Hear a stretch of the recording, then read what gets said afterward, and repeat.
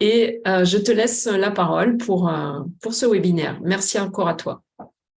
Bonjour à tous. Bon, je ne vais pas m'étaler sur la petite présentation qu'a fait Laurence. Juste pour préciser, donc j'entraîne depuis avant ma mission de cadre technique qui date de 1983, donc ça remonte à une paire d'années. Je suis bien plus près de la fin, malgré la retraite qui s'allonge.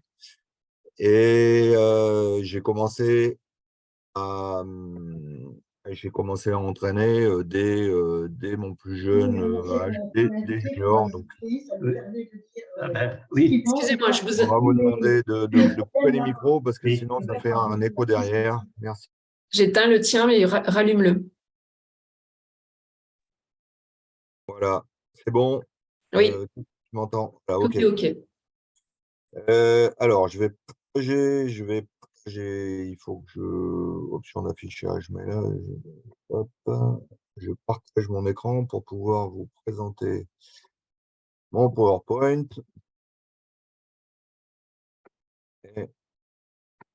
Donc, je précise que voilà, le document vous sera envoyé en PDF et que vous aurez aussi accès vous pourrez revisiter la vidéo sur le site de la Ligue. Chaque webinaire est enregistré et vous pouvez le reparcourir si vous le voulez et si vous le souhaitez sur le site de la Ligue PACA. OK, donc juste pour finir la petite présentation de Laurence, donc comme elle l'a précisé, j'ai eu la chance d'entraîner quasiment toutes les courses, du sprint jusqu'aux 24 heures, en passant par le 400 mètres haies, le 3000 steeple, le trail, la montagne, le cross bien sûr.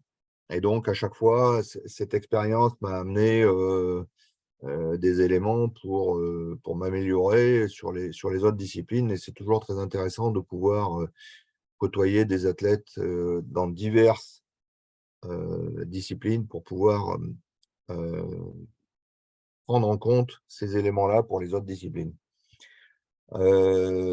Ensuite, on va attaquer. Donc, on fait un petit plan de la présentation du webinaire. Il y aura une première partie qui concerne la fréquence cardiaque et l'entraînement, quelques notions de base, l'intérêt pour l'entraînement avec des exemples, et une deuxième partie qui sera consacrée à la variabilité de la fréquence cardiaque, donc d'expliquer ce que c'est que la variabilité de la fréquence cardiaque, les intérêts et les limites.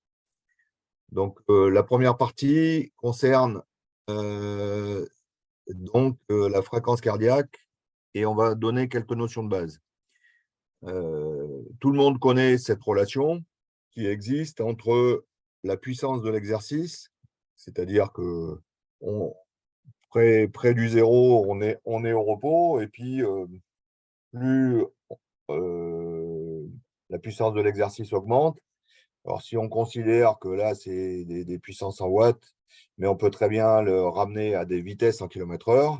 Donc, on est à 0 km/h au début de la courbe, et puis on court à 10 km/h, on court à 12 km/h, on court à 16 km/h, etc. Jusqu'à un moment donné où on ne peut plus augmenter l'intensité de l'exercice. C'est ce qu'on appelle la première vitesse à laquelle on atteint ce palier. On appelle ça la puissance maximale aérobie quand on parle de puissance, mais vous avez tous entendu parler de la vitesse maximale aérobie. Et donc, la première vitesse atteinte dans un test progressif est appelée vitesse maximale aérobie. Si parallèlement à cet exercice, on enregistre la fréquence cardiaque, on s'aperçoit que la fréquence cardiaque augmente d'une façon linéaire jusqu'au point où on atteint la vitesse maximale aérobie, et donc on atteint d'une façon quasi concomitante la vitesse maximale aérobie et la fréquence cardiaque maximale, parce qu'au-dessus de cette vitesse-là, on peut courir plus vite que la vitesse maximale aérobie, bien sûr, mais la fréquence cardiaque ne sera pas plus élevée. Mais surtout, ce qui est très intéressant, c'est que comme c'est une relation linéaire, il y a autant d'écart entre 10 et 11 km/h qu'entre 11 et 12, qu'entre 12 et 13, etc. Donc, c'est ça l'intérêt de cette relation et de ce test-là. Donc là, on a mis des valeurs approximativement. On a atteint donc cette fréquence cardiaque maximale. On voit que c'est un point de repère qui est intéressant puisqu'il correspond à une intensité intéressante dans le domaine de l'entraînement. Et si, parallèlement, on fait un enregistrement, une cinétique de l'acide lactique durant ce test, on s'aperçoit qu'on a en gros 3 phases. Une première phase où on a une consommation plus importante, une dégradation du lactate plus importante que la fabrication, une deuxième phase de stabilité et une troisième phase où il y a une augmentation très importante de l'acide lactique qui arrive bien avant la vitesse maximale aérobie. On reviendra pour s'il y a des questions à ce sujet, mais ce n'est pas l'objet de la journée. Une petite digression pour montrer que, il y a une différence entre les garçons et les filles concernant la consommation d'oxygène maximale, l'évolution de la consommation d'oxygène maximale. On s'aperçoit que jusqu'à 10-12 ans, c'est-à-dire avant la puberté, l'évolution est somme toute assez similaire et qu'à la puberté, l'évolution chez les garçons est beaucoup plus grande que l'évolution chez les filles. Et si on fait ça, c'est en litres par minute, et là, si on le rapporte au poids, on s'aperçoit que même en moyenne, la puberté, il y a une baisse de la consommation d'oxygène rapportée en millilitres par kilo par minute chez les filles. Ça montre aussi, ce diagramme, que chez les jeunes, la VO2 est atteinte beaucoup plus rapidement que chez l'adulte.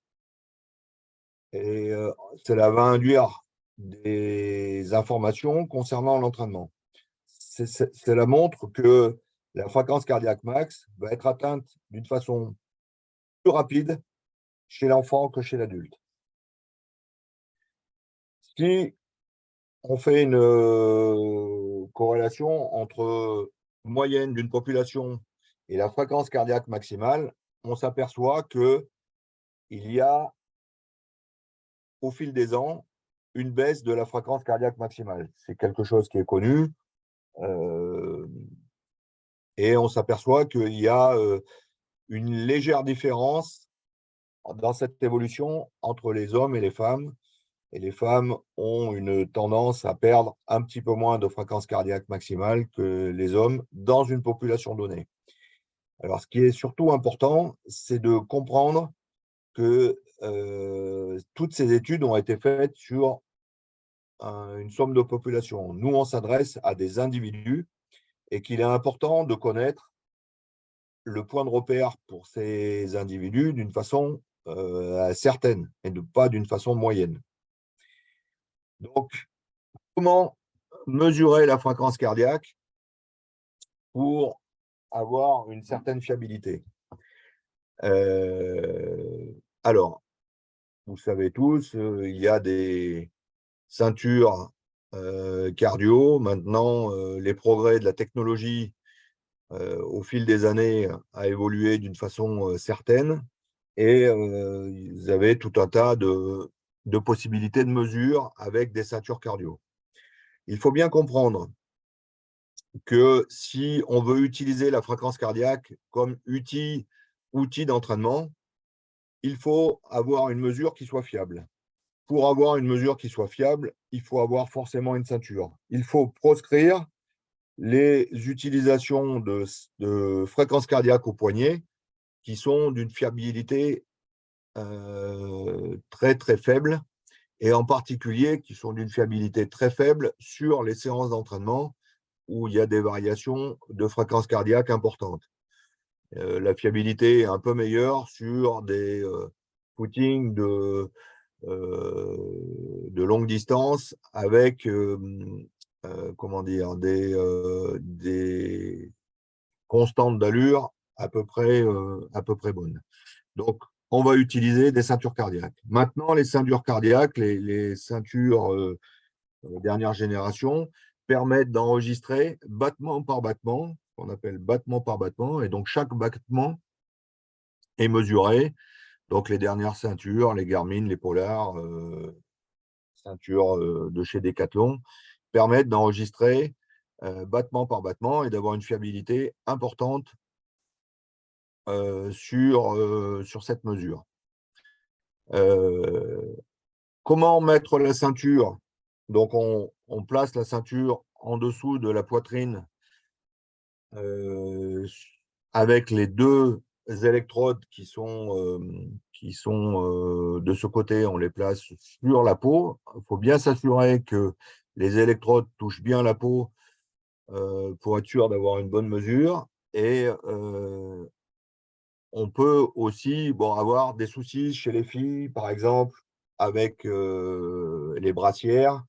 Et il faut bien vérifier que demander à l'athlète que les deux électrodes touchent bien la peau. On peut éventuellement, en cas de petits problèmes de mesure, surtout en début de séance, humidifier les deux électrodes pour que la mesure soit, soit meilleure. Alors, quand est-ce qu'on va mesurer cette fréquence cardiaque? La première chose à bien comprendre, c'est qu'il faut mesurer la fréquence cardiaque maximale pour avoir un point de repère fiable. Donc, comment mesure-t-on la fréquence cardiaque maximale? Bon, à titre d'exemple, moi, j'ai entraîné beaucoup d'athlètes au cours de ma carrière. Et à un moment donné, j'ai entraîné à l'époque, ça s'appelait des sports-études, et j'avais deux athlètes qui avaient 17 ans. Et il y en avait un qui avait une fréquence cardiaque de 210 et l'autre qui avait une fréquence cardiaque de 180. Donc, vous imaginez, fréquence cardiaque maximale, hein, on entend bien. Donc, vous comprenez bien que quand les deux athlètes étaient à 170 pulses, il y en a un qui était proche du maximum et l'autre qui était quasiment en footing. Donc, il faut avoir cette mesure-là pour être sûr d'avoir des éléments qui sont intéressants. Alors, il y a des études qui ont montré qu'il existe différentes formules pour estimer la fréquence cardiaque. La plus connue, c'est 220 moins l'âge, qui est une formule très ancienne, mais qui n'est pas fiable du tout, comme je vous l'ai montré. Nous, ce qui nous intéresse, c'est d'avoir une valeur individuelle et donc de chercher à mesurer la fréquence cardiaque sur chaque individu, la fréquence cardiaque maximale. Alors, on utilise, c'est un exemple d'un test. C'est des 1000 mètres qui ont été faits à des vitesses progressivement accélérées. Donc, un 1000 mètres à 12 à l'heure, un 1000 mètres à 14 à l'heure, un 1000 mètres à 16 à l'heure, etc. Et donc, à la fin de ce test-là, l'athlète, on lui demande d'être au maximum sur la dernière répétition, pas forcément sur un 1000 mètres, mais avec la longueur de l'enregistrement, on est sûr que il peut atteindre sa fréquence cardiaque maximale. Donc là, on estime la fréquence cardiaque maximale ici à 195 ou 196 pour cet athlète-là. On peut faire également des tests VMA. Vous avez toute une batterie de tests VMA. Ça, c'est l'enregistrement lors d'un test VMA, test de Bru. Pour ceux qui ont déjà pratiqué, ça se passe derrière un vélo. C'est le vélo qui donne l'allure. Et toutes les 30 secondes, l'allure augmente de 0,3 km/h. Et donc, on part à 6,5 km/h. On a une fréquence cardiaque de départ qui est à 90. Et puis, ça monte progressivement pour atteindre ici 199 à la fin du test. Et on a une valeur fiable pour cet individu. On est à peu près certain qu'il a atteint sa fréquence cardiaque maximale.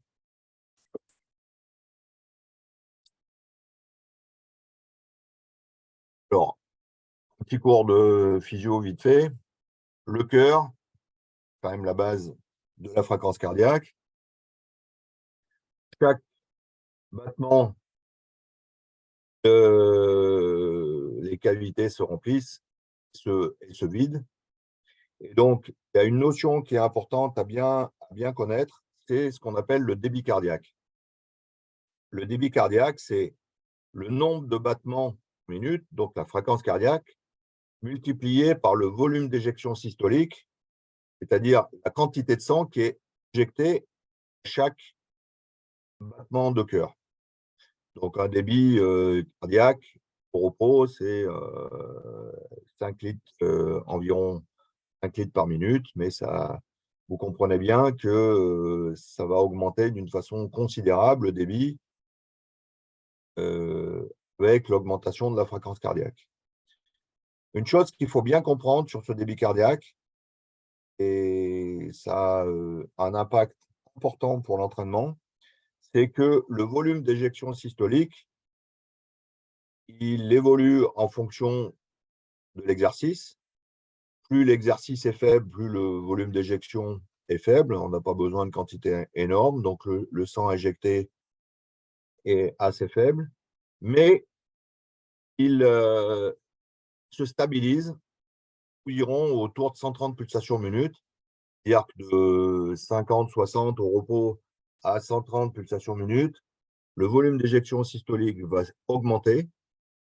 Ensuite, le débit cardiaque ne sera augmenté que par l'augmentation de la fréquence cardiaque, qui va permettre d'avoir une quantité de sang globale plus importante injectée. Et donc, cette notion est importante parce que si on veut améliorer le volume d'éjection systolique, c'est-à-dire la quantité de sang qui est éjectée à chaque fois, chaque battement, il faut faire des exercices où la fréquence cardiaque est d'un niveau faible voire très faible. Et d'où l'intérêt de faire des footings à faible vitesse pour tous les types de coureurs, du demi-fond jusqu'aux coureurs d'ultra.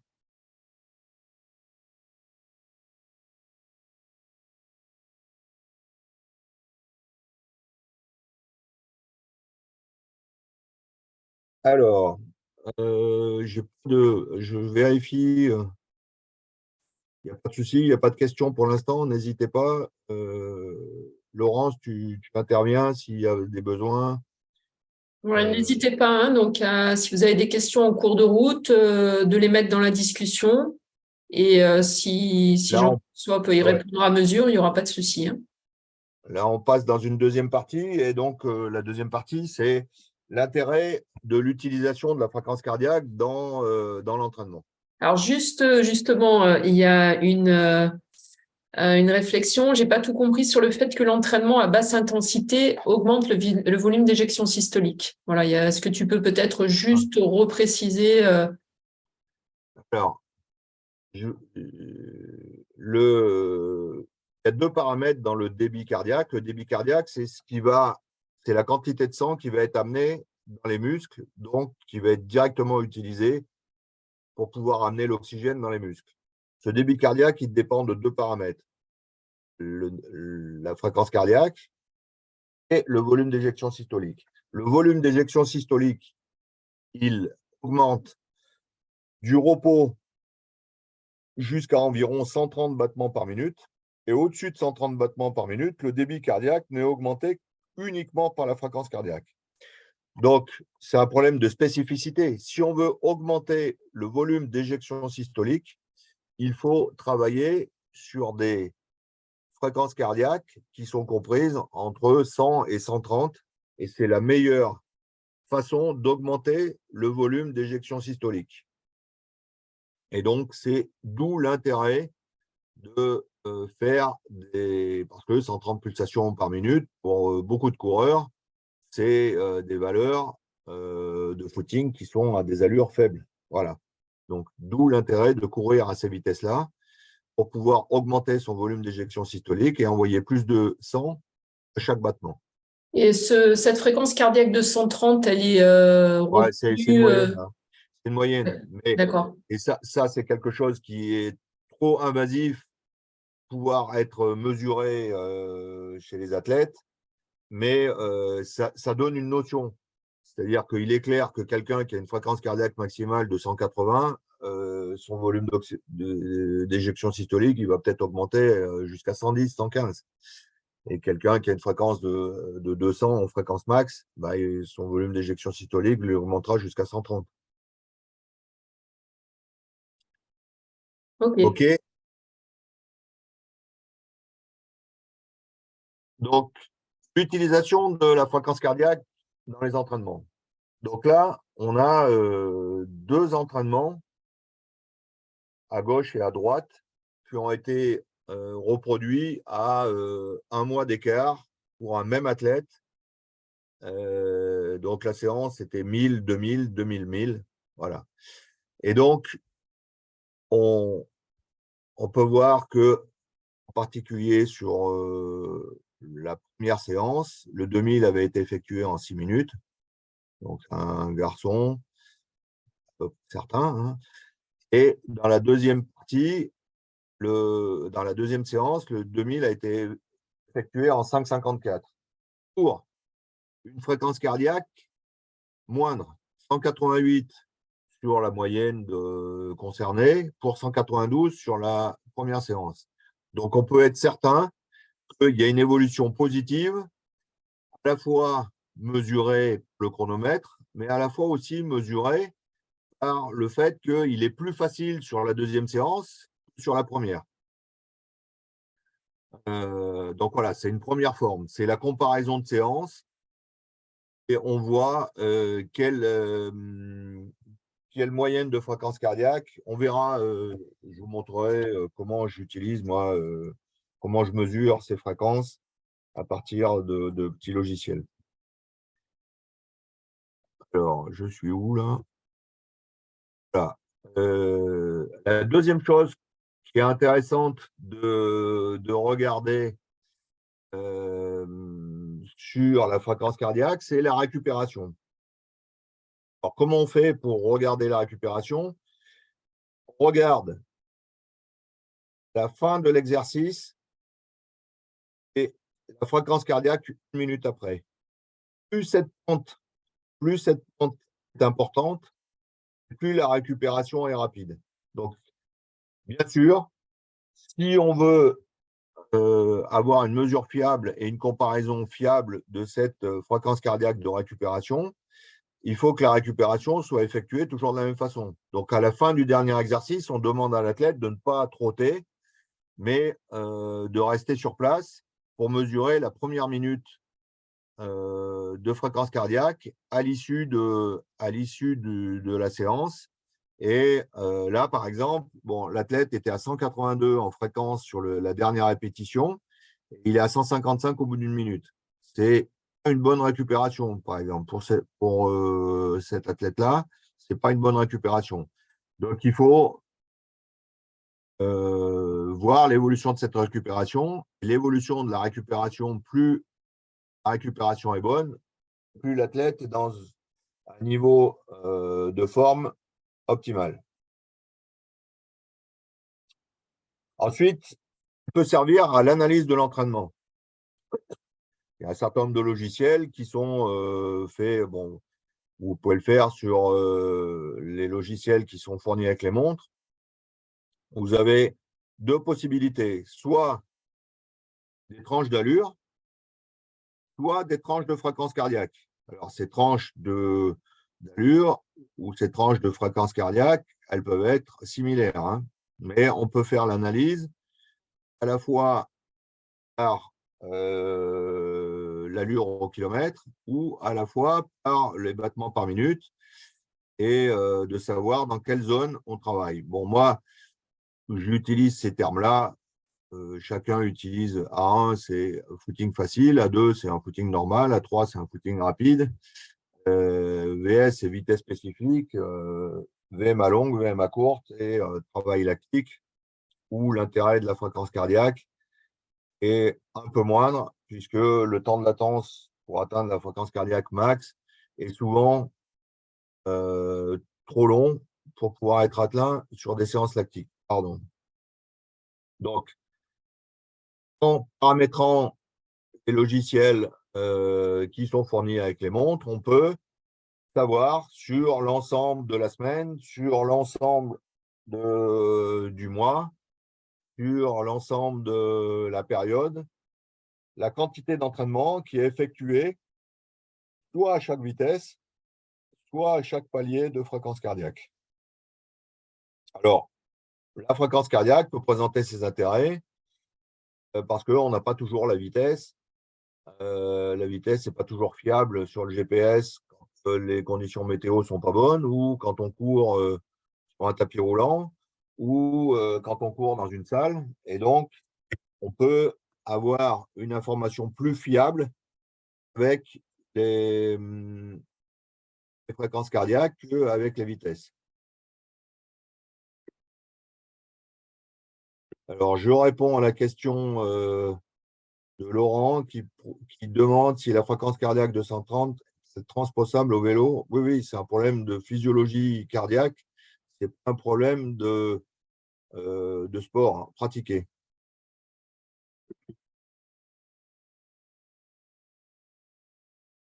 Alors, on avance. Également, on va regarder la fréquence cardiaque, on va regarder les fréquences cardiaques de récupération. C'est-à-dire, sur une série, on s'aperçoit que progressivement, la fréquence cardiaque de récupération, elle augmente. Donc là, on est de moins en moins adapté à la vitesse de l'exercice. Il y a à la fois une dérive des fréquences cardiaques au cours de l'exercice. Alors, il faut avoir plusieurs éléments. Est-ce que la vitesse a augmenté? Probablement non. Mais là, manifestement, la fréquence cardiaque augmente. Donc, l'athlète est de plus en plus en difficulté.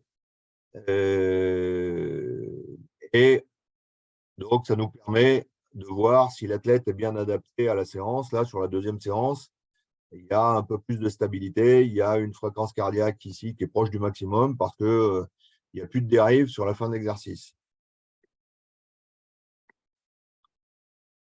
Ensuite, la fréquence cardiaque peut nous montrer la charge de travail qui a été faite.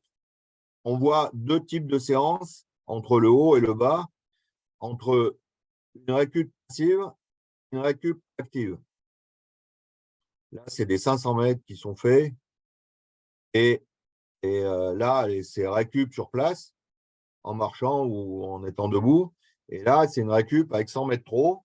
Et on s'aperçoit bien que le niveau de fréquence cardiaque lors de la phase de récupération est beaucoup plus élevé sur la deuxième séance, c'est clair, sur la première. Donc, en fonction de l'objectif de l'entraînement, et en particulier si on souhaite développer la VMA, la deuxième séance sera bien plus payante que la première. La première séance, c'est peut-être une séance soit de début de cycle, soit une séance un peu plus spécifique sur un travail d'allure.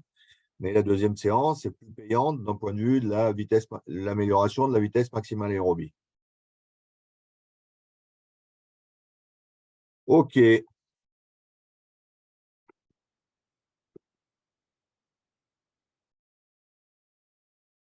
Alors, ce qu'on note aussi sur les exercices de plus longue durée, c'est de voir si l'athlète est bien adapté à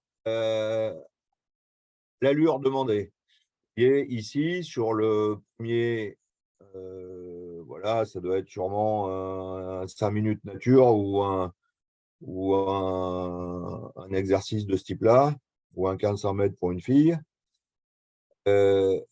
Ici, également, il n'y a pas de dérive. Là, une légère dérive, mais une stabilité enfin. Donc, on voit que cet exercice est bien réalisé, contrairement à d'autres fois où on note des dérives et on sait que l'exercice ne va pas être maintenu trop longtemps ou que la vitesse n'est pas adaptée à l'exercice demandé. Ça permet de contrôler d'une façon certaine que le travail a été bien effectué et de bien juger de la répercussion sur l'athlète. Alors également, on peut se servir de la fréquence cardiaque sur les compétitions comme point de repère. Donc là, on a deux enregistrements qui ont été faits lors d'un 100 km.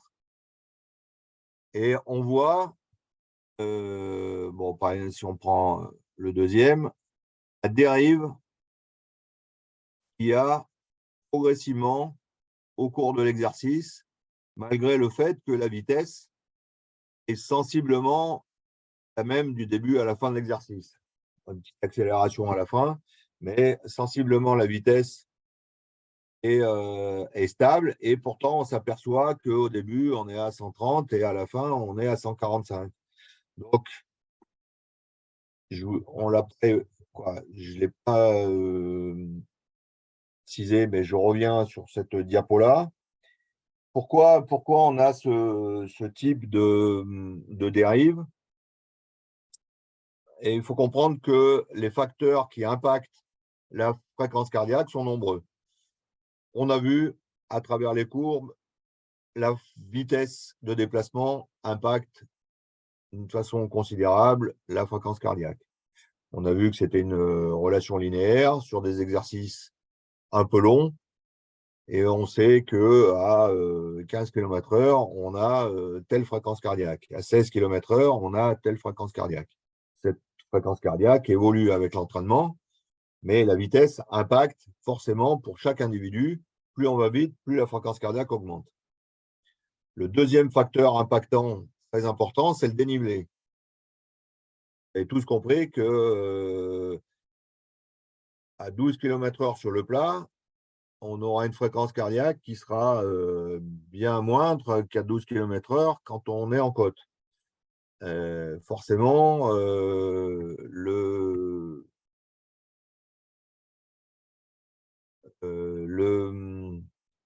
dénivelé impacte d'une façon importante la fréquence cardiaque. Et le facteur qui est le plus impactant sur une compétition en particulier, c'est la chaleur. La chaleur, bon, vous avez un phénomène de sudation qui permet d'évacuer. Le corps humain, c'est un moteur qui a un très mauvais rendement. 25% de l'énergie est transformée en énergie mécanique et 75% de l'énergie disparaît sous forme de chaleur. Donc, forcément, le moteur, il chauffe, et plus la température augmente, la température extérieure augmente, et plus il est difficile de faire fonctionner son moteur. Et donc, la chaleur extérieure, non pas la chaleur interne, hein, la chaleur extérieure va impacter d'une façon importante la fréquence cardiaque, et vous allez avoir des dérives importantes. Si on considère, par exemple, sur un marathon, il est bien préférable de courir à moins de 5 degrés qu'à plus de 20 degrés. Vous aurez des meilleures performances malgré le froid si vous courez entre 0 et 5 degrés que si vous courez entre 20 et 25 degrés. Tout ça parce que la chaleur va faire augmenter la fréquence cardiaque, et donc forcément, vous serez obligé de diminuer votre vitesse de déplacement pour que la fréquence cardiaque reste à un niveau inférieur pour vous permettre d'aller au bout de l'effort. Et bien sûr, la fatigue va impacter la fréquence cardiaque. Plus votre athlète est fatigué, la fatigue extérieure, je ne parle pas de la fatigue de l'effort fourni, la fatigue fournie lors d'un effort. La fatigue, l'état de fatigue de l'individu avant l'entraînement impacte la fréquence cardiaque. Vous savez très bien que un des repères intéressants souvent qui est cité, c'est la mesure de la fréquence cardiaque de repos le matin au réveil. Et plus cette fréquence cardiaque est basse, plus on considère que l'individu est dans une bonne forme. Et donc forcément, la fatigue augmente, la fatigue ou la maladie augmente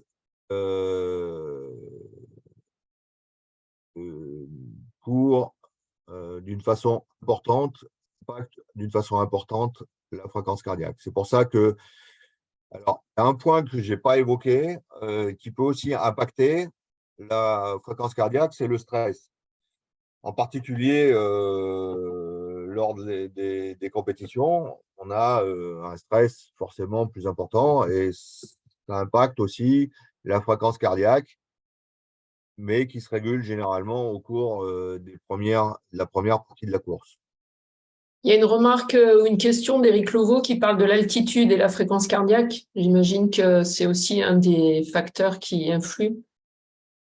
Ouais, j'ai pas voulu évoquer l'altitude parce que ça aurait nécessité un webinaire complet. La prochaine Euh, fois. la prochaine fois, oui, oui, l'altitude, ça me plaît aussi. Il est clair que l'altitude, c'est au même titre que le dénivelé, au même titre que la chaleur, c'est un stress, au même titre que la fatigue, c'est un stress. Donc forcément, pour une même vitesse au niveau de la mer et à 2000 mètres d'altitude, la fréquence cardiaque va avoir une différence importante. Nous, on considère, bon, généralement, quand on part sur un stage d'altitude, on part sur des altitudes qui sont comprises entre 1800 à Font-Romeu et 2004 sur les stages au Kenya. Environ 1 km/h d'écart.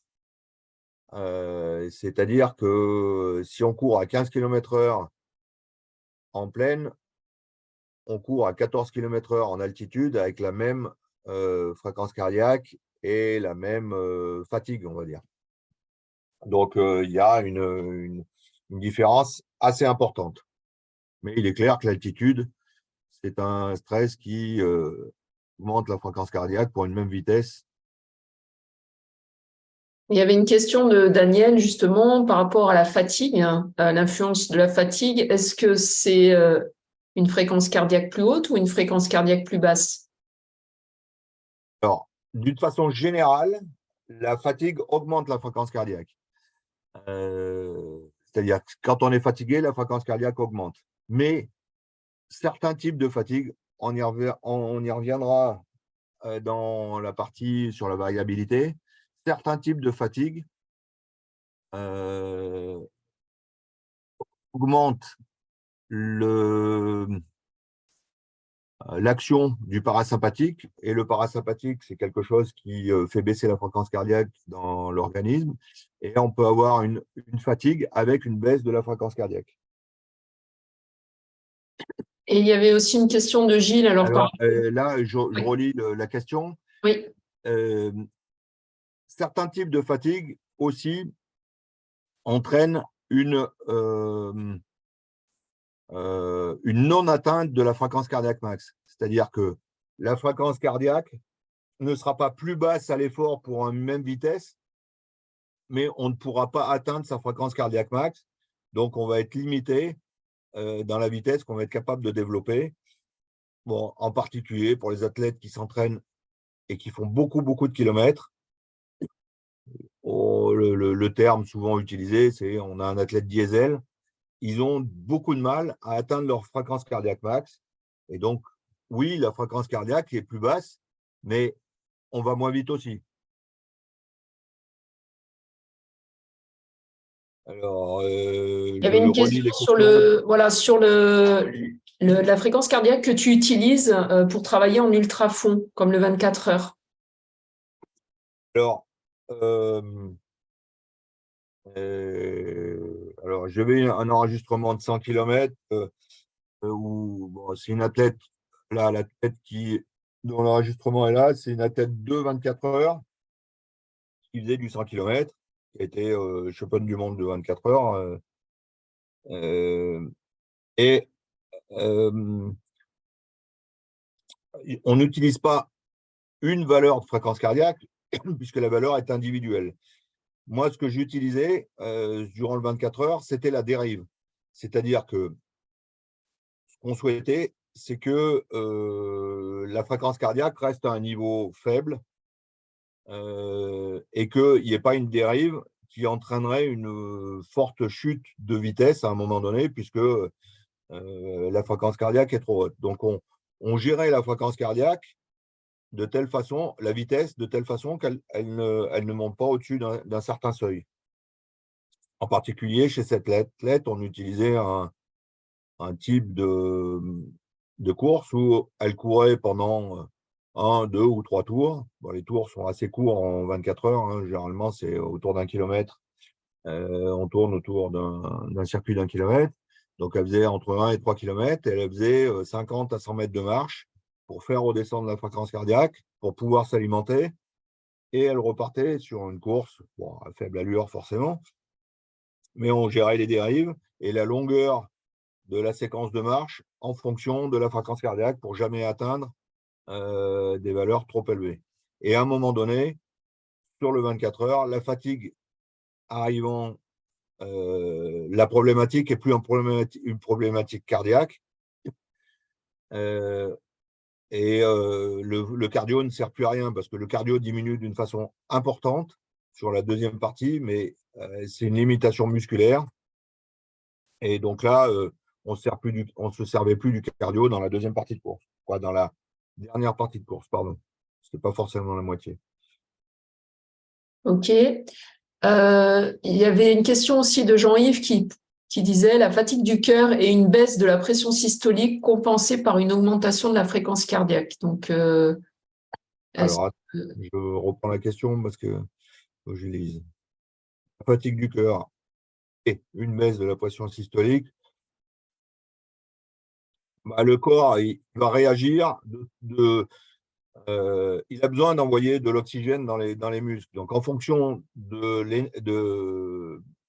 l'exercice proposé, si le cœur fatigue ou si la pression systolique diminue, eh ben, il y aura forcément une augmentation de la fréquence cardiaque.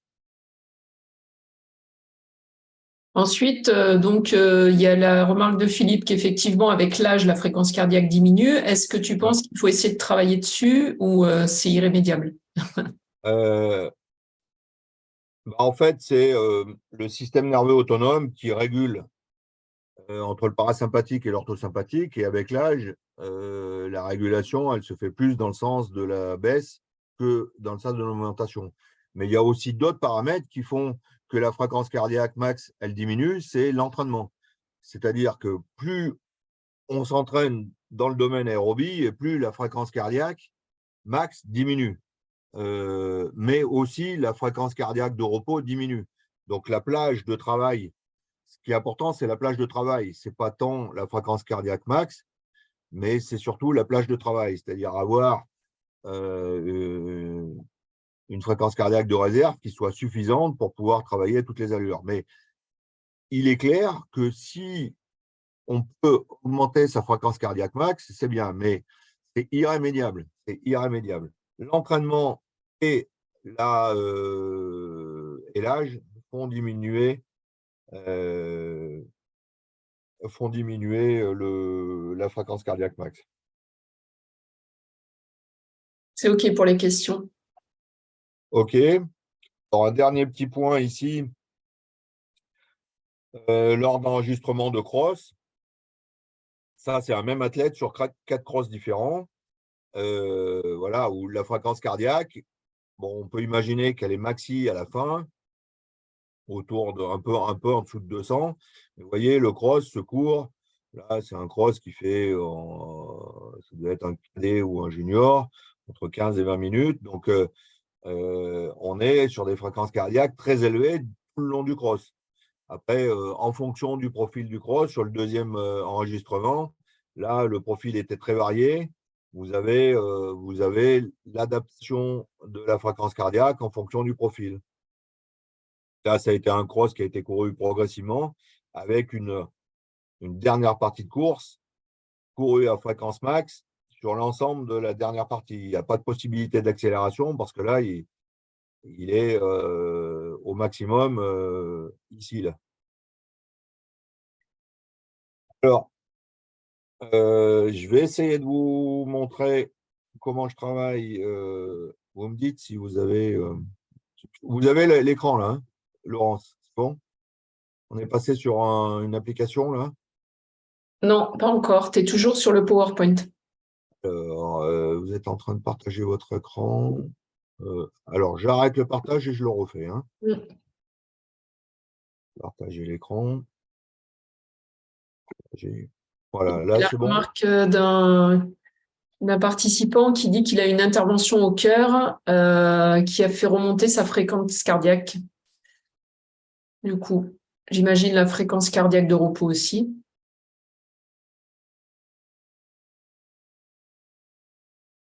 Oui, bah, j'ai pas de données là-dessus, mais bon, il est clair que en fonction de l'intervention qui a été faite, il y a des modifications qui sont faites et forcément le cœur réagit, le corps. Alors, bon, moi j'utilise une application qui s'appelle Nolio. Il y a aussi Chart, il y a aussi d'autres applications. Les applications qui sont fournies avec les montres sont des bonnes applications. Euh, et en fonction là, bon, sur cette application, c'est mis à jour d'une manière automatique. L'athlète n'a pas, avec la connexion se fait automatiquement. Donc, on peut analyser les séances au jour le jour. Là, c'est la séance du jour, par exemple. Juste pour montrer une petite chose.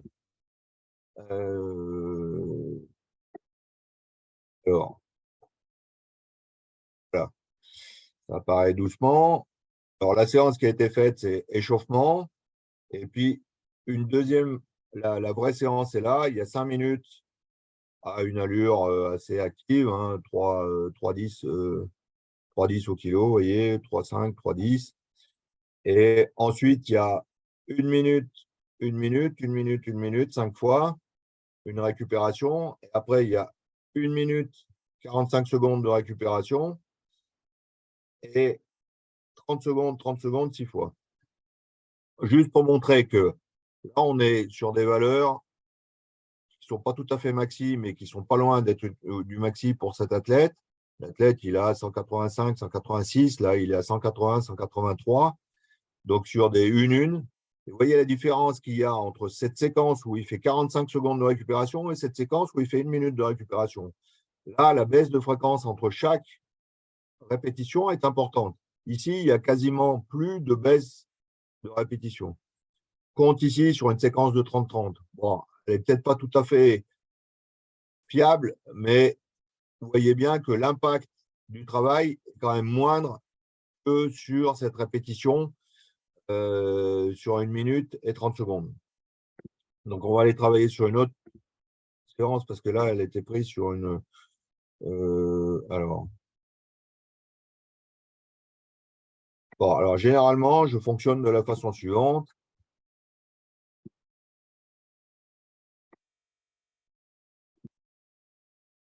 Je regarde l'enregistrement qui était fait. Alors, vous voyez, les couleurs qui sont ici, c'est moi qui ai déterminé des zones et qui me permettent de connaître le pourcentage de travail qui est fait dans chaque zone. Et ensuite, donc, je regarde les séances au niveau fréquence cardiaque pour un individu dont je connais très bien toutes les valeurs. Là, c'est une séquence bon, que j'appelle moi VMA longue. Voilà, où il fait. Ce que je regarde, c'est est-ce qu'il y a des dérives? Là, il n'y a pas de dérive sur. Fréquence est assez stable sur l'ensemble. C'est une séquence qui est faite à 20 km/h et il n'y a pas de dérive qui nous permettent de dire qu'il est adapté à cette vitesse-là. Mais on peut aussi travailler sur des séquences plus courtes. Alors, est-ce que je vais trouver une bonne séance?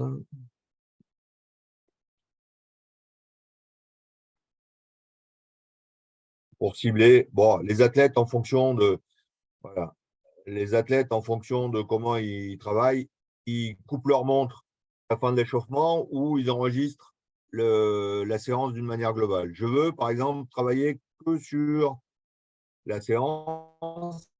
Donc, ça va me zoomer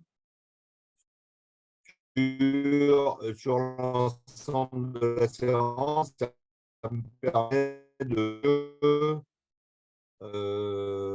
mieux regarder les fréquences atteintes Là, alors, je fais les sommets, voilà, donc je fais mes analyses en fonction de ça. Et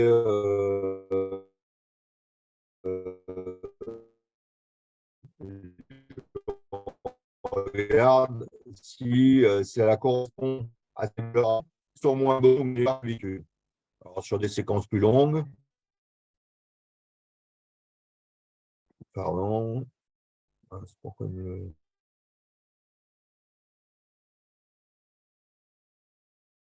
bon, j'ai un petit bug.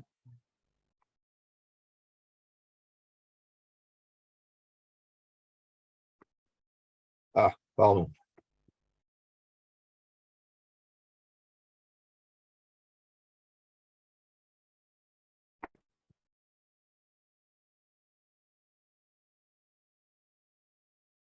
Ah, il y a une question.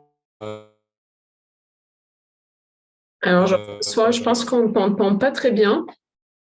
là, c'est. Pardon.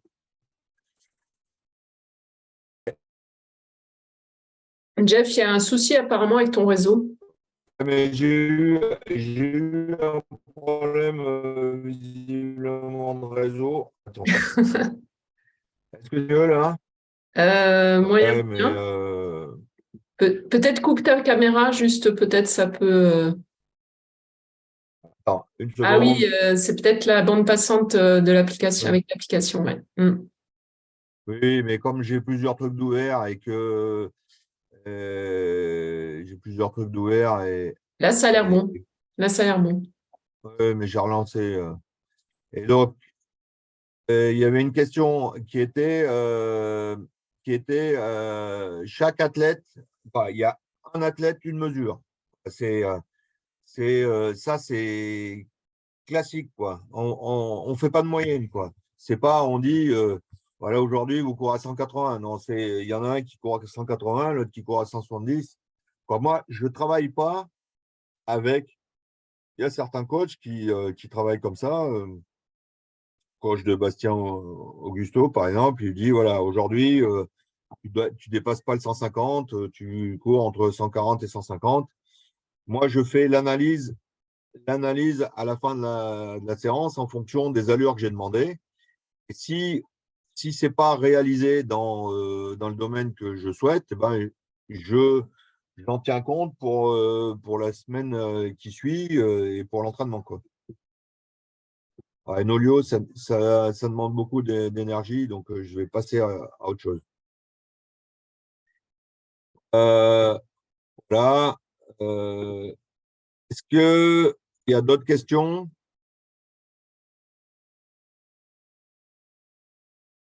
Donc, sur cette partie utilisation de la fréquence cardiaque, est-ce que vous avez donc des interrogations par rapport votre utilisation avec les athlètes? Qu'est-ce qui pourrait éventuellement compléter l'intervention? Ça peut être des réflexions aussi, hein, des partages d'expériences Oui, aussi de oui, votre côté. exactement. Hmm. Attendez, je ferme la porte. 2 secondes.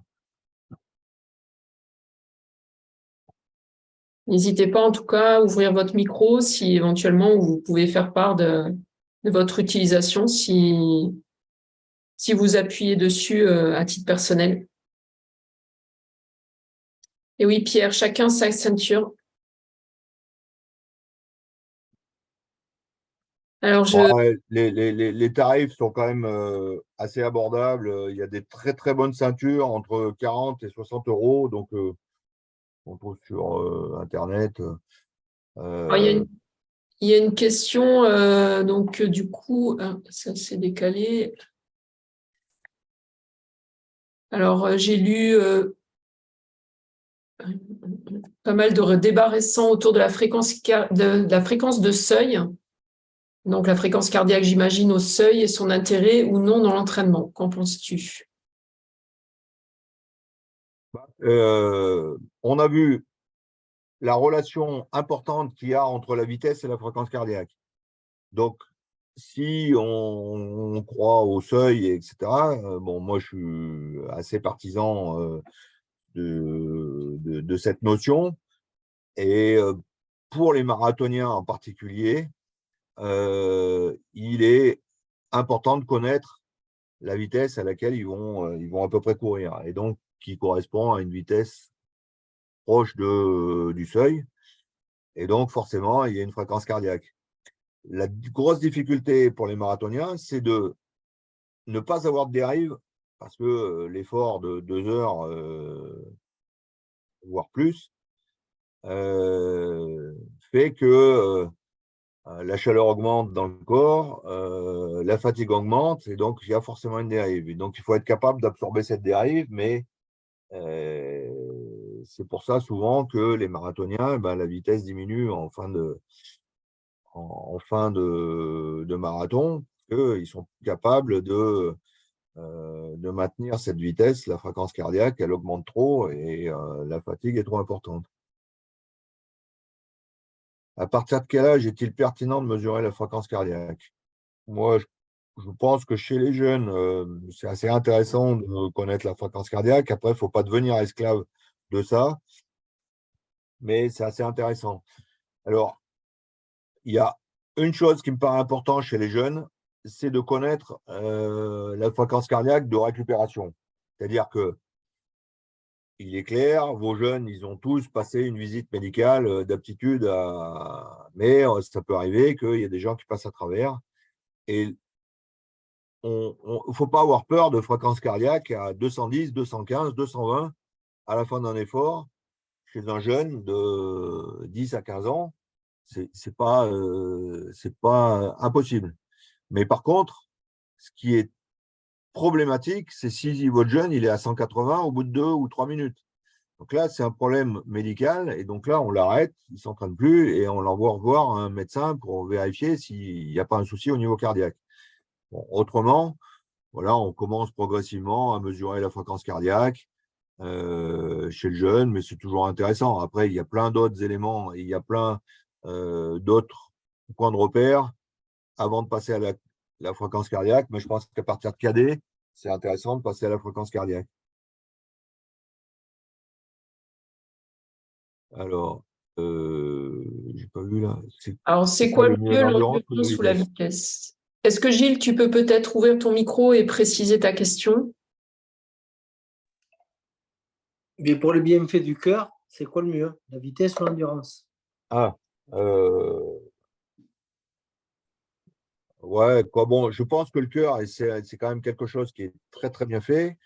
Il n'y a pas, bon, il y a des croyances comme quoi, si on faisait de la résistance ou Oui, du travail très dur chez les jeunes, le cœur, il grossissait, etc. Et puis, il ne pouvait plus se développer après. Bon, ça repose sur rien du tout, hein, ça repose sur aucune étude fiable. Euh, Là, on verra dans la deuxième partie sur la variabilité quelques éléments là-dessus, mais à la fois la vitesse courte et à la fois l'endurance sur l'aérobie longue, c'est quelque chose d'intéressant pour le cœur. Parce qu'à la fois, il travaille à des fréquences max, et c'est toujours intéressant de faire fonctionner quelque chose à son maximum pour voir si ça fonctionne bien. oui, Mais l'endurance permet au cœur de bien travailler, et surtout de bien travailler en permanence. merci. C'est ma réponse.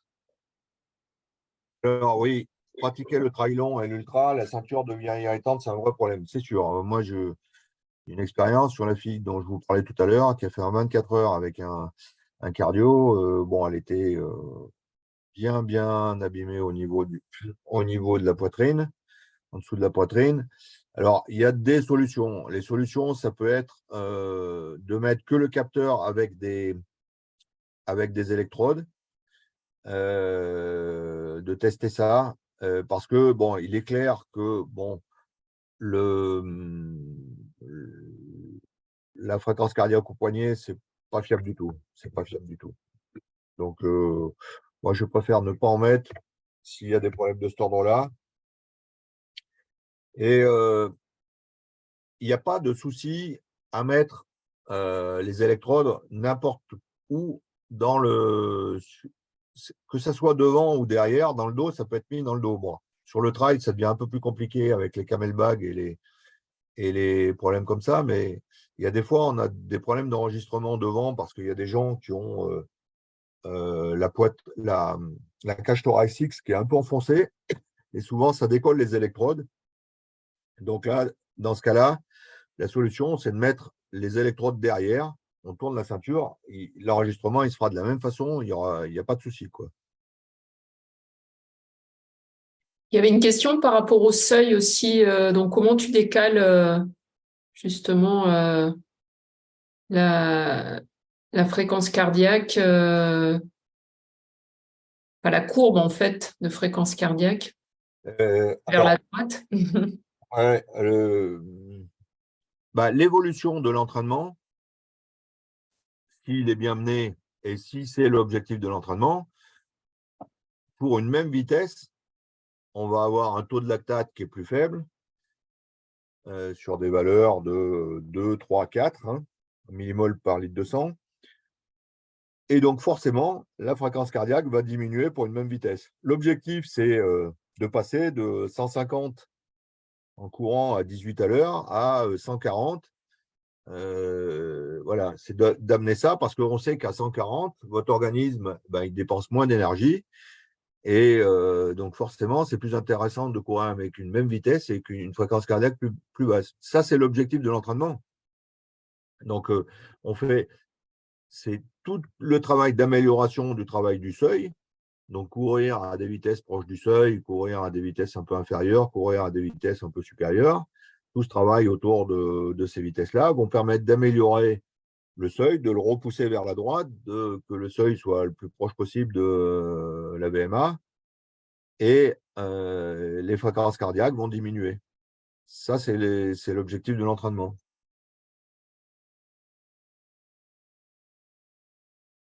Alors, il y avait une réflexion aussi que ce n'était pas évident pour les benjamins minimes de porter Ouais, je suis avec la d'accord, fréquence cardiaque. mais Hein. ouais, bon, voilà. Après, c'est une éducation. C'est une éducation, c'est-à-dire, on leur apprend. C'est pas comme ça qu'on mesure la fréquence cardiaque, mais on leur apprend à mesurer la fréquence cardiaque au cou, au poignet, pour voir et de les éduquer progressivement à la notion de fréquence cardiaque et cette notion de récupération. Et puis, quand ils seront cadets, voilà, ils achètent une montre GPS avec un cardio, et puis progressivement, ils passent au cardio.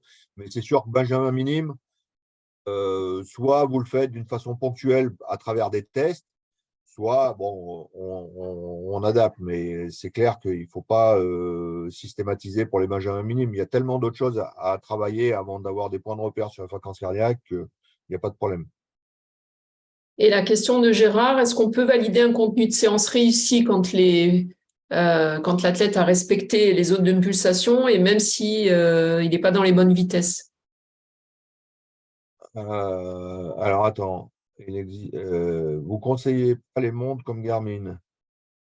Je lis les questions. Si, les montres comme Garmin, c'est très bien, il n'y a pas de problème. Sauf que il faut le cardio Garmin, très bien, ils font du battement par battement. Il n'y a pas de souci. Polar, c'est très bien pour l'enregistrement, c'est un peu moins bien pour le GPS, et puis Garmin, c'est le contraire. Il existe des cardios qui se portent sur l'avant-bras. Ouais, c'est efficace, mais il n'y a pas une fiabilité importante quand on est debout. Les brassards qui sont en test actuellement, donc on a testé sur nos tests, ça fonctionne bien couché, ça fonctionne moins bien debout, donc a priori en cours debout. Donc pour l'instant, moi je ne le conseille pas. Voilà pour la question sur les brassards.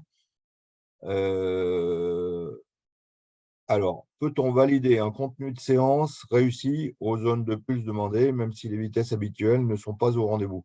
Alors, ça dépend. Si elles ne sont pas au rendez-vous parce qu'elles sont plus faibles, forcément la fréquence cardiaque, si elle est demandée, ça veut dire que là, il y a une petite fatigue. Si les vitesses sont plus élevées et que la fréquence cardiaque reste dans la zone, bon, il n'y a pas de souci. Il n'y a pas de souci, la séance est validée. Par contre, si on est proche des fréquences cardiaques max, on a le danger d'aller à des vitesses trop élevées, et qui pourraient passer sur du travail plus lactique qu'aérobie. Alors, comment définissez-vous la notion de seuil? Bon, on pourrait faire un webinaire sur le seuil aérobie, seuil anaérobie, mais d'une manière globale, le seuil anaérobie, c'est le moment où le taux de lactate augmente sur un test progressif en laboratoire. Et le seuil aérobie, c'est le moment où la lactatémie se stabilise, où on consomme autant qu'on fabrique de lactate.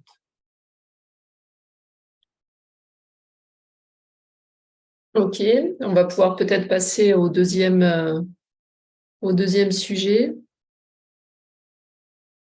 Bon, on pourra revenir à des questions plus tard si ça revient, mais on va passer au deuxième sujet. Alors, je change de...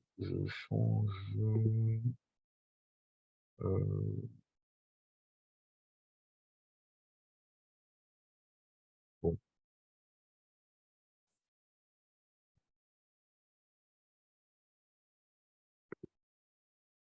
Ok. Alors, ah non, si c'est bon là? Non, Non, pour l'instant, non. Ça non, arrive. ça doit être bon. Ouais, c'est bon. Bon, je suis désolé s'il y a des petits sujets qui sont indépendants de ce soir, mais bon, j'ai utilisé un document que je n'ai pas pu modifier, donc mais qui correspond bien au sujet. Alors, qu'est-ce que la variabilité de la fréquence cardiaque? Alors, c'est quelque chose de très simple. Ça, c'est un enregistrement électrocardiogramme classique que vous connaissez. Et donc, c'est la dépolarisation des ondes et puis la repolarisation. Donc, il y a une onde qui s'appelle R, qui est l'onde la plus haute et qui est donc la plus facile à visualiser. Et donc, entre chaque onde, qu'on appelle l'intervalle RR, entre chaque onde RR, il n'y a jamais le même temps. Contrairement à ce qu'on pense, on dit, voilà, on bat à 60 pulsations par minute. On ne bat pas à 60 pulsations par minute chaque seconde. On va battre à 57, 62, 56. Il n'y a jamais le même temps entre deux battements cardiaques. Plus cette variabilité est importante, plus votre niveau d'énergie globalement est élevé. Alors, je vous confirme ça. Lorsque les écarts se réduisent, la santé décroît. Lorsqu'il n'y a plus de différence entre les battements, c'est le signe que le système nerveux autonome n'influence plus la fréquence cardiaque, donc il n'a plus d'action sur les autres organes.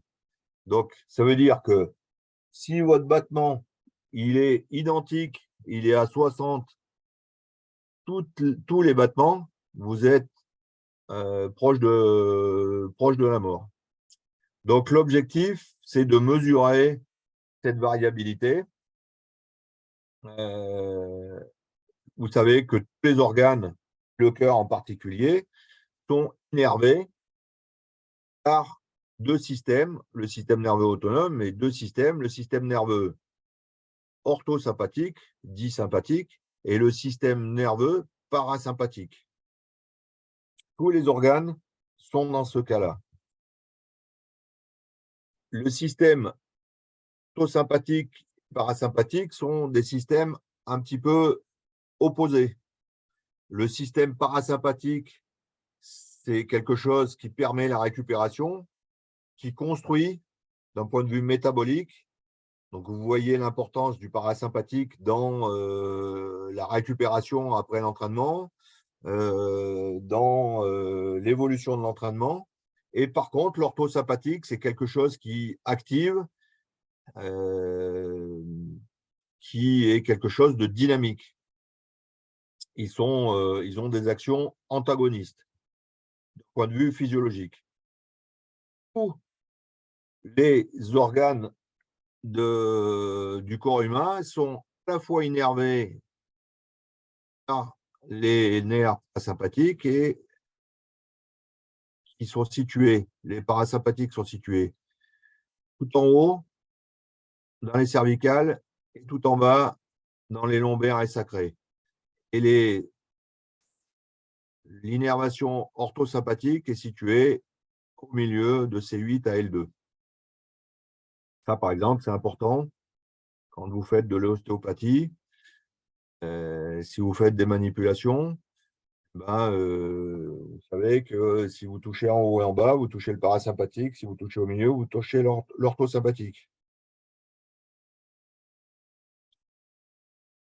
Tout un tas de paramètres permet de stimuler le système nerveux autonome.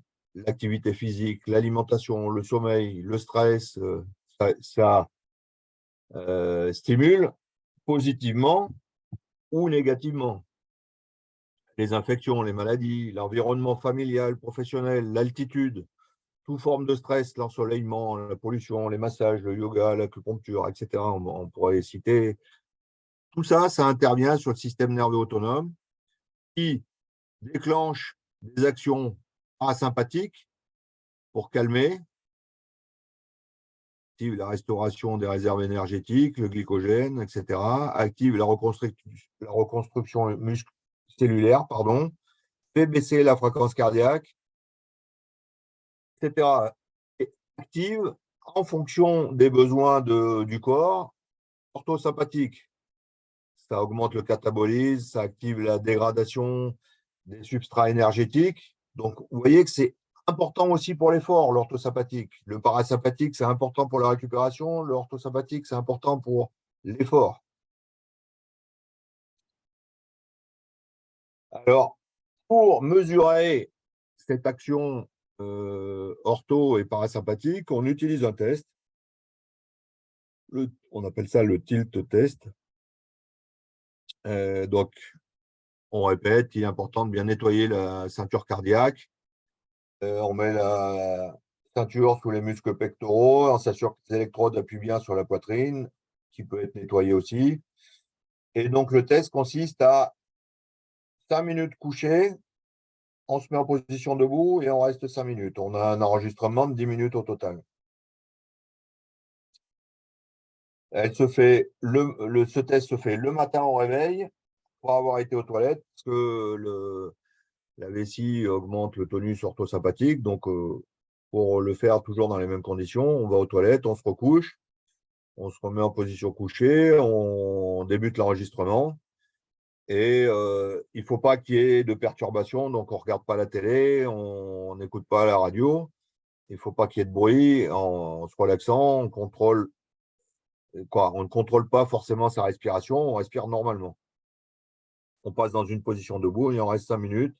Il ne faut pas s'appuyer sur un mur pour que ça soit fait dans de bonnes conditions.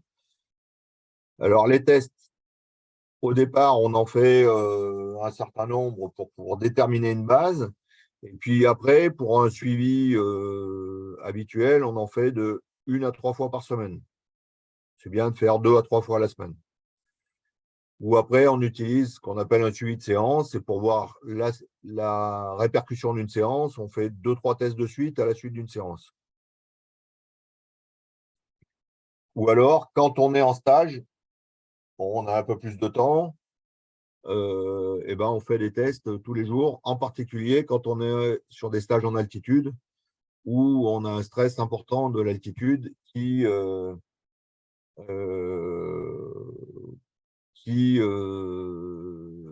permet de contrôler l'arrivée d'une fatigue ou non. Alors, voilà, ça c'est 4 enregistrements couchés debout de 4 athlètes différents. Donc, vous voyez bien que entre ces 2 athlètes-là, par exemple, les courbes couchées, elles sont du tout la même tête. Même debout, ça n'a rien à voir. C'est des caractéristiques très, très individuelles, des valeurs très, très individuelles. Mais pour un même athlète, on peut avoir des courbes aussi très différentes. Ça, c'est 4 enregistrements sur un même athlète, fait à des moments différents, bien sûr. Vous voyez ici, la variabilité est très faible. Là, il y a un niveau de fatigue important et là, il y a un niveau d'énergie un peu plus grand. Bon, là, on correspondait à une application. Qu'est-ce que ça va déterminer? À l'issue du test, on va déterminer 8 profils énergétiques. 3 profils non fatigue, avec une hiérarchie vert, bleu, jaune. Vert, c'est très bon état énergétique. Bleu, assez bon état énergétique. Et puis jaune, état énergétique dégradé, lié à la fatigue de l'entraînement. Mais ce n'est pas une fatigue. Et ensuite, on a 5 profils énergétiques identifiés fatigue, mais qui sont pas hiérarchisés, qui sont indépendants les uns des autres. Hypertonie orthosympathique couchée, c'est-à-dire qu'on a une très très grosse activité orthosympathique en position couchée, ce qui est anormal. Hypotonie parasympathique, ça au contraire, on a une activité très faible parasympathique couchée, et on a vu que ça servait à la récupération. Donc ça, c'est le type de courbe comme ici, où on n'a pas d'énergie couchée. Donc ça, c'est une fatigue courante, il faut traiter très rapidement. Ou l'hypertonie couchée asympathique, au contraire, la réaction de l'organisme provoque une hypertonie du parasympathique avec des valeurs très très élevées. Et c'est pas forcément une bonne chose, même si ça va dans le bon sens, c'est pas forcément une bonne chose d'avoir des valeurs très élevées. Et puis on a deux autres types de fatigue qu'on détermine debout. La baisse orthosympathique et l'activité importante du parasympathique debout qui est anormale. Ensuite, on fait l'analyse des tests et on donne des remédiations qu'on peut décliner dans 5-6 thèmes différents. Des remédiations liées à l'entraînement, diminution de la charge d'entraînement, au repos, modification du type d'entraînement prévu, des remédiations sur la récupération, augmenter le sommeil, des recommandations d'hydrothérapie, bain froid, etc. Bon, des remédiations du type alimentaire, des remédiations de type soins, où bon, ben ça, c'est quelque chose où on a peu d'action, mais il faut savoir que l'aspect émotionnel va avoir une influence sur les résultats du test. Donc, il faut avoir des éléments importants sur l'état de l'athlète.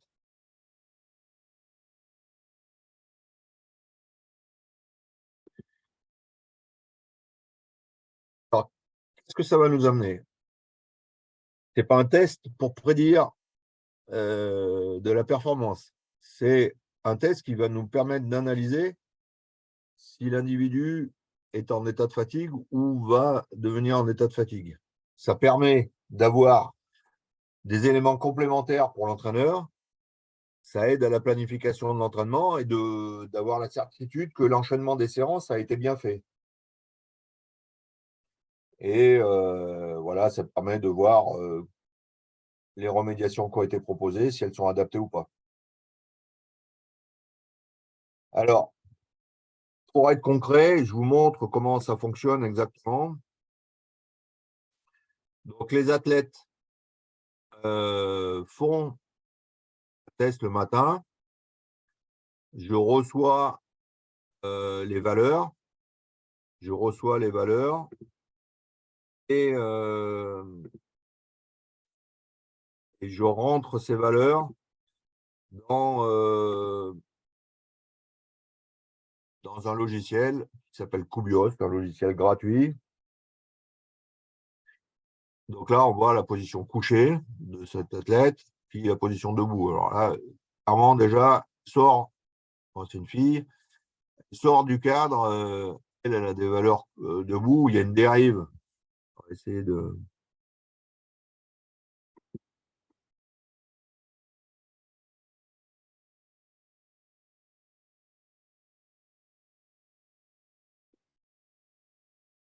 Voilà. voyez, il y a une dérive de la fréquence cardiaque, elle est presque à s'évanouir à la fin du test. Donc là, manifestement, elle a un niveau faible debout. Vous voyez une deuxième courbe chez une athlète. Il y a très peu de similitudes, en particulier debout. Vous voyez, l'athlète, là, elle est capable de passer de 90 à 50 en 3 ou 4 pulsations, quoi. Vous voyez cette variabilité excessivement importante chez cet athlète. Donc, on a des valeurs individuelles que on rentre dans un tableau. On rentre dans un tableau et on a des éléments qu'on analyse à partir de la moyenne des valeurs de l'athlète. Ce qui est important à comprendre, c'est que c'est l'écart à la moyenne individuelle qui va nous permettre d'analyser et non pas l'écart à des valeurs moyennes de différents individus. Parce que le bon test de Durand va être un très mauvais test pour Dupont. Donc, il faut à tout prix connaître les valeurs individuelles. On a les moyennes ici pour cet athlète-là. Bon, j'ai fait avec l'aide d'un collègue, un petit tableau. Ici, les 3 meilleures valeurs sont en vert et les 3 moins bonnes valeurs sont en jaune. Et donc, quand on a un test où il y a beaucoup de jaune, on sait que ce n'est pas un bon test. Quand il y a beaucoup de valeurs qui sont en vert, a priori, le test est meilleur. Bon, là, il y a peu de valeurs. Il faudrait prendre un tableau où il y a un peu plus de valeurs. Je vais mettre un autre tableau.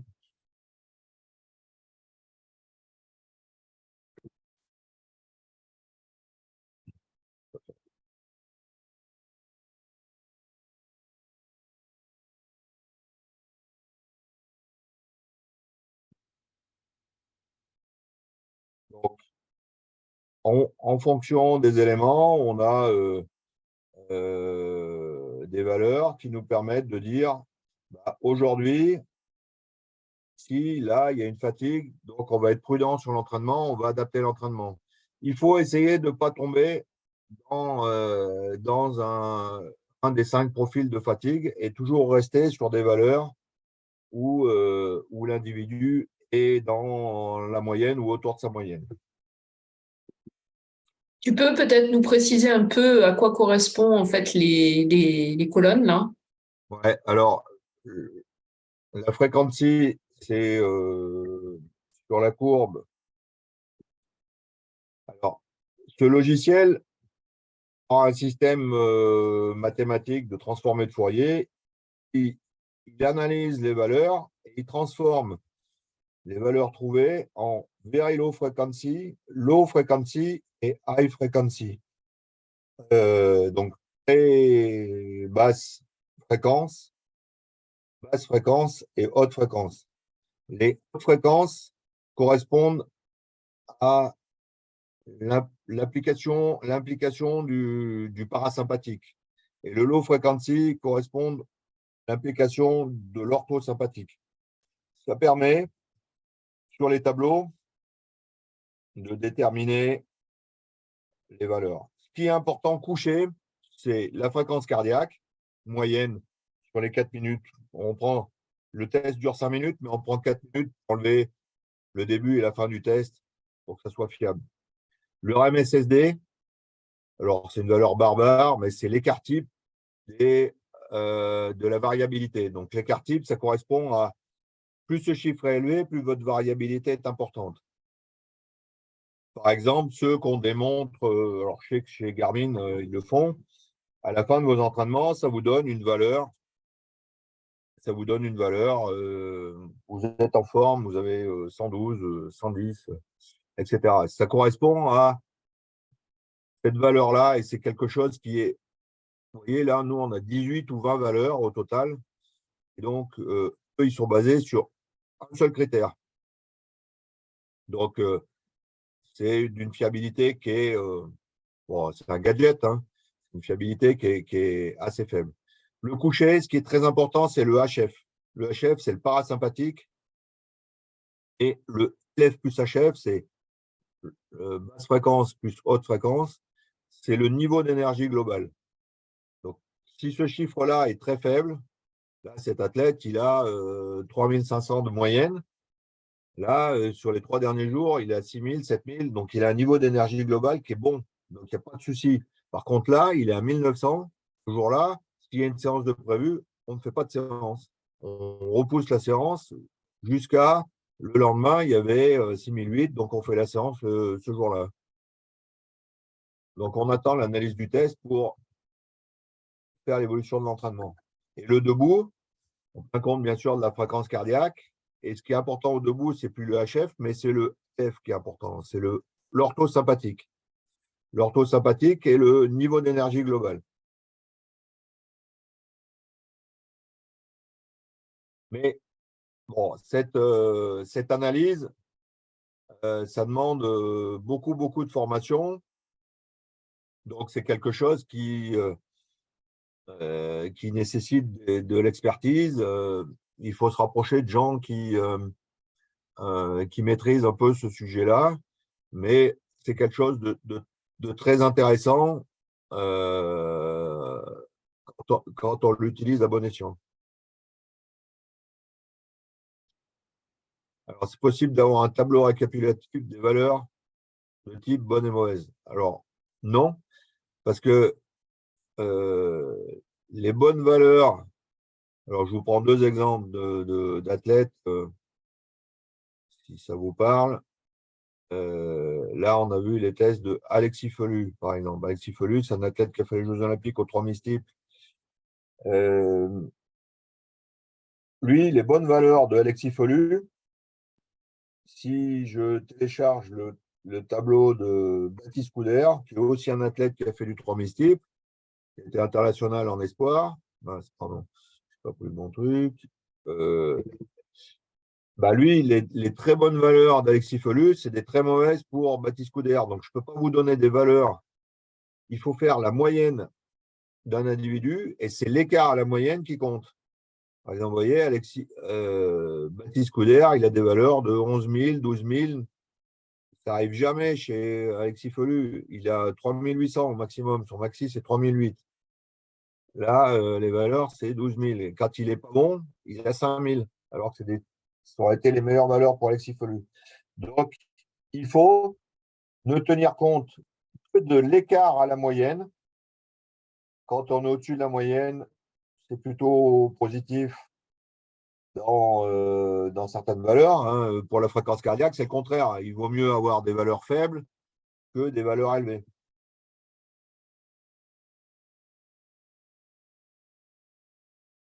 OK? Alors là.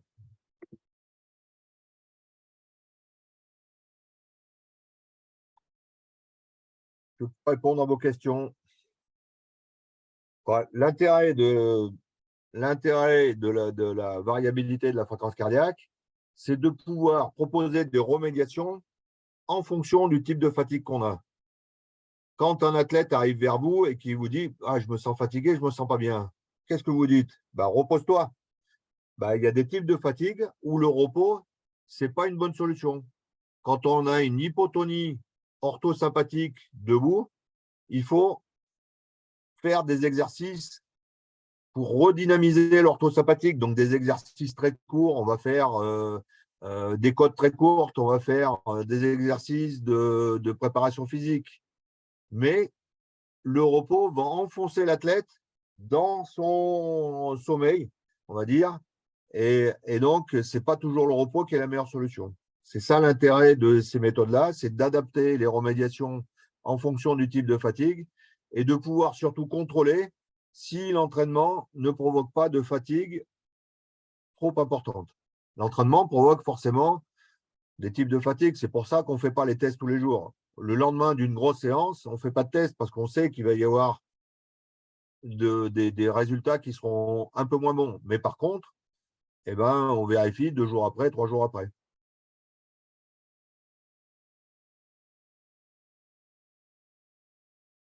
Alors, il y a une question, c'est une super fréquence cardiaque, 40 battements au repos.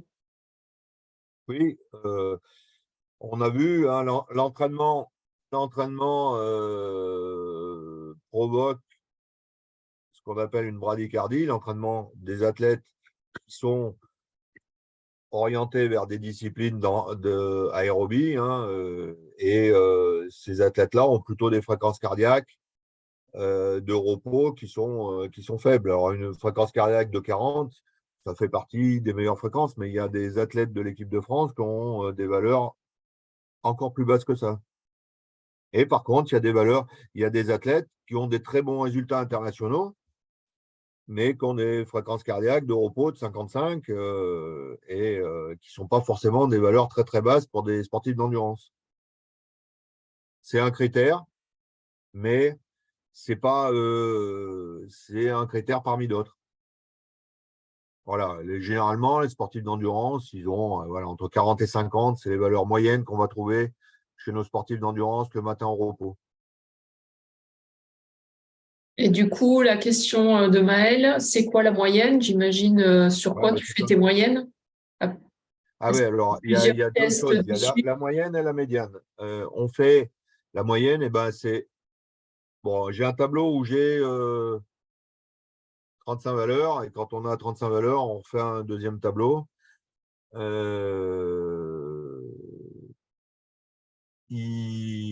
La moyenne, c'est la somme des valeurs divisée par le nombre de valeurs. Et la médiane, c'est en éliminant les valeurs extrêmes qui modifient la moyenne. Quand on a beaucoup de tests, on prend plus en compte la médiane, et quand on a peu de tests, on prend plus en compte la moyenne. Et du coup, pour calculer cette moyenne, tu t'appuies sur des tests faits en période de coupure ou… Alors, l'idéal, c'est l'athlète, quand par exemple un athlète demande à être suivi en variabilité, je lui demande de faire 6 à 7 tests sur une période de 15 jours. Et l'idéal, c'est ce qui n'est pas toujours le cas, parce que souvent les gens ils viennent quand ils sont en méforme et ils se disent j'essaye de trouver des solutions, mais l'idéal, c'est de le faire dans un état de forme normal. C'est-à-dire, pas en super forme, mais pas surtout en fatigue. Parce que si on fait une moyenne sur de la fatigue, eh ben, on va avoir des problèmes. Et donc, la moyenne, après, elle se régule, mais il nous faut au moins 6 à 7 tests pour pouvoir dire, voilà, et ben maintenant, je commence à faire l'analyse et je dis, voilà, ce test-là, il est bon par rapport aux 6-7 valeurs que je connais. Et donc, après, une fois qu'on fait les valeurs, les 1 à 3 fois par semaine, on demande que ça soit fait le lendemain d'un jour plutôt facile. L'idéal, c'est de le faire le lendemain d'un jour de footing, parce que le lendemain d'un jour de repos, il y a des modifications un peu plus importantes et pas forcément dans le bon sens. Ok. Et justement, quand il y a des remédiations à faire, tu penses que… Enfin, comment tu vois la durée de cette remédiation? C'est-à-dire, est-ce que ces valeurs-là te On permettent de… augmente la fréquence des tests. Dès qu'il y a un souci, on augmente la fréquence des tests. Ok. C'est-à-dire que tant que l'athlète n'est pas revenu dans sa moyenne, soit on repousse les entraînements durs, soit on adapte. Alors, les remédiations, ça peut être alternance de bain chaud, bain froid, ça peut être l'entraînement aérobilan, par exemple, c'est quelque chose qu'on propose souvent quand il y a une baisse du parasympathique couché. On attend que les athlètes… Alors, ce qu'il faut bien comprendre, c'est que, par exemple, pour prendre un exemple concret, Alexis Felu, il a fait ces tests-là pendant toute la période où il a fait les Jeux Olympiques. Sur la période entre le 1er janvier et fin juillet où il a été aux Jeux, il a eu une fois un test qui était considéré comme fatigue. Alors, il a eu souvent des tests dits jaunes, qui sont des tests limites où il y avait des répercussions de l'entraînement. Mais l'objectif, c'est de jamais descendre dans le système de fatigue. Donc, on adapte l'entraînement de telle façon que ah bah tiens, là, on sent que s'il continue sur ce type de travail, il va dans le mur. Donc, on lève le pied ou on change ce qui était prévu. La plus grosse séance qu'il a fait dans la préparation spécifique, elle était prévue, bon, je dis des dates au hasard, le 30 avril, il l'a fait le 2 mai parce que son test du 30 avril, il n'était pas très bon. Donc, on a dit, il nous faut un bon test pour faire cette séance-là. Alors, du coup, il y a une question donc sur éventuellement les sources, mais peut-être que tu le diras en conclusion. Sinon, est-ce que donc Jean-Christophe demande si c'est possible de revoir les Ouais, alors, films? il faut que je remette euh,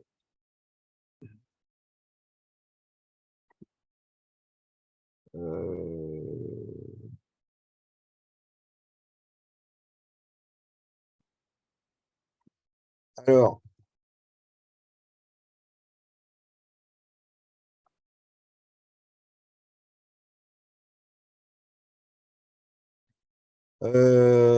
l'hypertonie orthosympathique en décubitus, j'ai des athlètes qui sont en hypertonie orthosympathique. Ouais, il peut y en avoir. L'athlète là, ici, vous voyez, elle a une valeur de 7000 en orthosympathique et 1600 parasympathique. Donc, en fait, elle a une aversion. Normalement, c'est le parasympathique qui est plus élevé couché que l'orthosympathique. Elle a une aversion de ces valeurs, qui arrive souvent. Et donc, bon, c'est une athlète qui, par exemple, a des très gros problèmes de sommeil et qui a une répercussion sur ses tests. Donc, elle est suivie par rapport à ses problèmes de sommeil. C'est pas qu'elle dort mal, c'est qu'elle dort pas. Donc, elle, ça lui provoque donc ce système qui est ici. L'hypotonie parasympathique, c'est le type de fatigue le plus classique. C'est ce type de courbe, c'est-à-dire que le niveau d'énergie globale, il est nul. C'est comme si là, il n'y avait pas de variabilité. Donc là, on a un affaissement des valeurs qui est très important et qu'il faut rectifier le plus vite possible. Du jour au lendemain, on peut passer d'une courbe comme ça à une courbe comme ça. Après, le problème, c'est de savoir, c'est au bout de combien de temps on revient à une courbe comme ça. Donc là, alors le type de remédiation pour ça, c'est diminution de la charge d'entraînement, diminution de la vitesse d'entraînement, et puis bon, des préconisations sur l'alimentation, sur voilà, se mettre des musiques douces, dans une ambiance cool, on va dire, pour remonter son parasympathique au plus vite. Parce que ça, c'est une fatigue qui va entraîner, si elle n'est pas traitée, ça va être long à traiter. Ça va être long à revenir. Alors, attendez. Hop. Donc, on a dit hypertonie parasympathique en décubitus. Ah ouais, mais ça, faudrait que j'en trouve, j'en ai.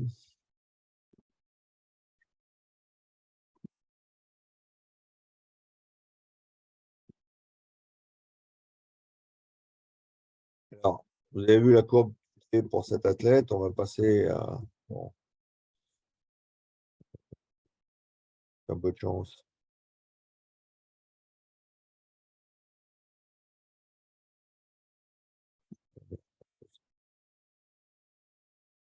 Avec un mètre avec le. Ah, si, c'est.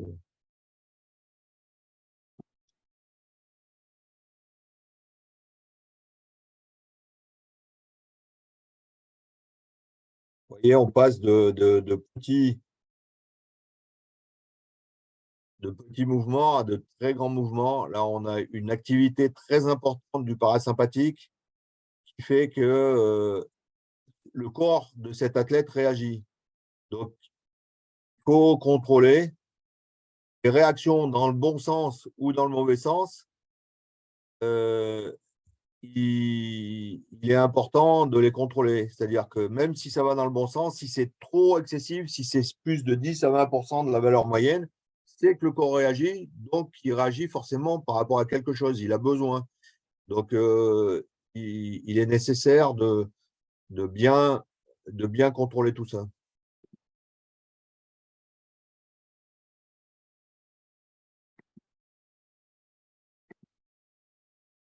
Voilà les éléments.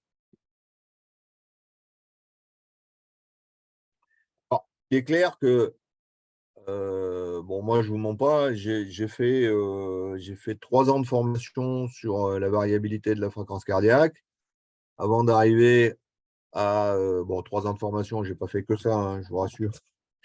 Mais ça nécessite, j'ai fait 3 ans où j'ai fait une dizaine de jours par an sur ce sujet. Donc, bon, c'est quelque chose de très, très intéressant, mais bon, ça demande beaucoup de temps. Le matin, au réveil, il n'y a pas de jour de repos parce que il y a des. Bon, je suis environ, bon, entre la fédération, les athlètes que j'entraîne, etc., 25 athlètes. Donc, tous les matins, j'ai entre 7 et 10 tests à traiter et à analyser. Et, donc, ça nécessite une petite rigueur, mais c'est assez intéressant. Et bon, on a des athlètes qui suivent ça très bien et c'est intéressant à faire.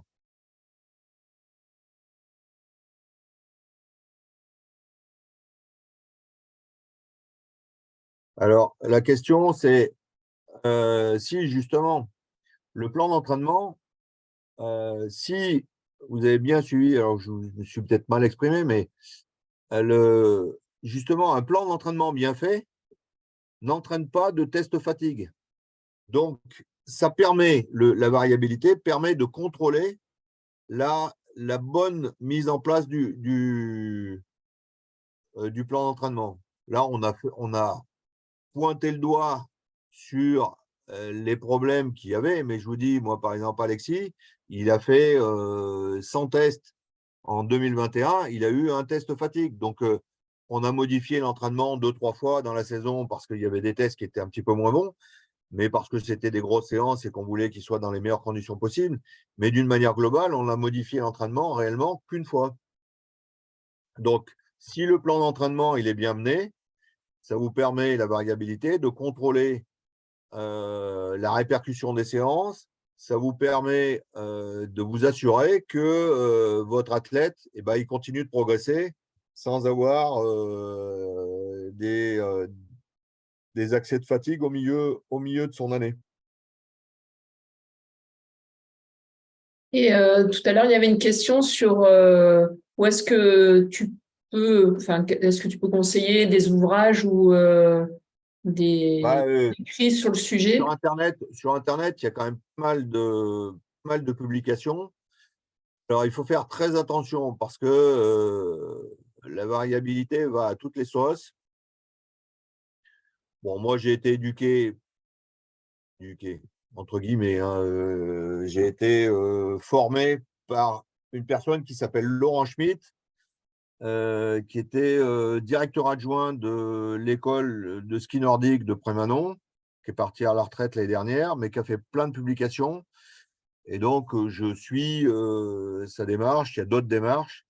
Mais le plus important, c'est que sur les variabilités, il faut bien, parce qu'il y a des gens qui considèrent que, par exemple, le debout ne sert à rien. Schmitt, ça s'écrit avec 2 T. Et donc, il faut bien faire le test couché debout pour avoir tous les types de fatigue possibles.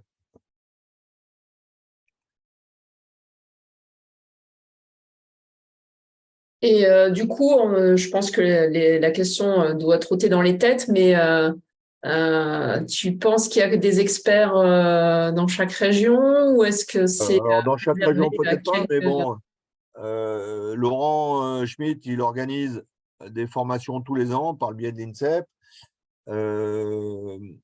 Alors, il y a un certain nombre de collègues qui ont été formés à cette à cette technique. À la fédération, il y en a au moins 6 ou 7 personnes là, qui commencent à bien maîtriser. Pascal Chira, Eddie Riva, bon, Vincent Clarico, qui est plus la fédération, mais qui a travaillé longtemps à la fédération. Gilles Garcia. Gilles Garcia. Voilà, c'est des gens qui ont fait la formation, qui ont travaillé dessus. Après, dans chaque région, il y a des gens d'autres disciplines qui ont aussi travaillé dessus. Et puis, bon, je pense qu'il faut faire un peu de recherche et puis de voir ce qui est possible de faire par rapport à ça. Après, on est bien d'accord que ça concerne quand même beaucoup plus, voilà, c'est quand même axé sur le haut niveau et que Ouais, ouais. Bon, moi, je suis essentiellement des athlètes qui s'entraînent, on va dire, au moins 6 fois par semaine, quoi, presque tous les jours. Parce que si les athlètes s'entraînent 3 fois par semaine, l'intérêt est moindre parce que bah, la récupération, elle se fait naturellement. Mais on peut déceler à travers cela. Moi, bon, voilà, sur les quarantaines de cas que j'ai traités pour l'instant, j'ai décelé 2 problématiques qui sont traitées par des médecins, quoi, parce que on découvre des choses qui sont anormales. Bon, je vous donne un exemple. On a une athlète bon, qui est d'un bon niveau. Elle a fait deuxième au championnat de France de cross en junior, donc elle est à un bon niveau. Elle a fait au mois de juillet, après 3 semaines de vacances, elle fait un test debout, 155 de moyenne. Elle se met debout, elle est à 155 de moyenne. Donc, bon, pour moi, c'est un truc anormal. C'est un truc anormal. Donc, on l'a envoyé voir un médecin. Elle a un problème de retour veineux. Ce n'est pas un problème du cœur. Le cœur, il fonctionne très bien, mais il fonctionne trop, quoi. Donc, bon, c'est en cours de traitement, mais c'est quelque chose qu'on a décelé à travers ces tests, quoi.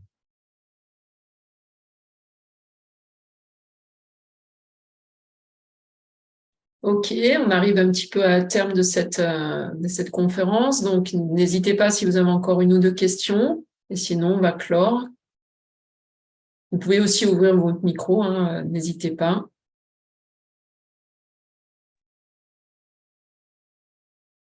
Une fois, Une petite 2 fois. question, oui, Ayat, du coup. Je cherchais des informations sur la précision des mesures des montres au poignet, puisqu'on a dit plusieurs fois que ce n'était pas assez fiable, mais est-ce qu'on a des données chiffrées des fiabilités des montres? Ouais, j'ai pas recherché, mais j'ai fait une expérimentation où j'ai mis 2 montres à un athlète. J'ai mis 2 montres, une au poignet et une avec un cardio. Bon, voilà, si vous regardez les courbes, vous n'avez pas l'impression que le gars il a fait la même séance, donc il y a un souci, quoi. Euh, je peux pas vous donner des valeurs exactes, mais concrètement, la fiabilité de l'enregistrement, en particulier quand il y a une évolution rapide de la fréquence cardiaque, elle n'est pas bonne. Alors, ça évolue, hein, comme ça a été cité dans les discussions. Il y a des brassards qui sont sortis, là. Les brassards sur le même principe de la montre au poignet, mais avec une fiabilité qui sont beaucoup plus grande. Pour l'instant, ce n'est pas encore tout à fait fiable pour pouvoir faire, par exemple, des tests. Nous, on a un problème, on appelle ça le syndrome des blondes. On a des problèmes d'enregistrement des fréquences cardiaques chez certaines filles en particulier, et elles sont toutes blondes. Bon, ça ne veut pas dire que toutes les blondes ont des mauvais enregistrements, mais alors, je ne sais pas si c'est la nature de la peau, etc. Et donc, on essaye de trouver des solutions pour pouvoir faire des enregistrements fiables. Donc, on testait les brassards. Et pour l'instant, les brassards, ça fonctionne très bien couché et ça ne fonctionne pas bien en position debout. Donc, mais ça va aller très vite et je pense que ça va évoluer rapidement. Parce que les Américains, ils se penchent sur la problématique de la variabilité. Et donc, je pense que les matériaux vont vite évoluer. On va pouvoir avoir du matériel fiable, moins invasif que la ceinture. Merci. Alors, on a une remarque de Jean. J'ai déjà testé en vélo avec ceinture et poignet avec Garmin. La réaction est plus rapide avec la ceinture qu'au poignet. Ouais, c'est clair. Et Mika parlait d'un test. Alors, peut-être que j'ai pas compris la question. Tu peux peut-être ouvrir ton micro et demander de quel test tu voulais des précisions. Oui, alors test HRV, j'avais bien compris, mais le principe du test où on est 5 minutes couché, 5 minutes debout, j'ai cru entendre un autre nom. Oui, tilt test, ça s'appelle, mais c'est le même test, il n'y a pas de problème, c'est ça. Ok. Ok, donc on va terminer. Merci Jean-François pour ta présentation. Et puis, du coup, s'il vous reste un petit peu des questions en suspens, vous pouvez toujours me les envoyer et puis je pourrai les faire suivre. Et j'en profite pour vous annoncer le prochain webinaire. Donc, ça aura lieu dans 15 jours, le 23 mai, autour de Christine Hanon, donc, qui est sur la préparation mentale. Donc, voilà, si vous voulez vous inscrire, certains le sont déjà, mais vous pouvez le faire. Et puis du coup, la conférence pourra être revue sur le site de la Ligue. Je vous ai mis aussi le lien dans la conversation, mais vous le retrouvez en tapant simplement Ligue Région Sud et vous allez sur la chaîne YouTube de la Ligue. Voilà, merci beaucoup en tout cas pour votre présence nombreuse. Bon courage à vous et puis en espérant que voilà, vous ayez glané quelques informations complémentaires et que vous puissiez peut-être réinvestir certains points, notamment l'utilisation de la fréquence cardiaque lors d'un effort et son analyse peuvent être quand même très intéressantes, notamment Jean-François vous a montré pour la récupération, hein, donc voir la courbe de récupération pour chacun de vos athlètes et voir comment elle évolue dans la saison, pour voir les dérives aussi bien de fréquence cardiaque à l'effort que pendant les récupérations. Donc il y a des petites choses que vous pourrez peut-être mieux utiliser maintenant. Bonne soirée à tout le monde et puis Merci. à Au très bientôt. revoir. Merci, bonsoir.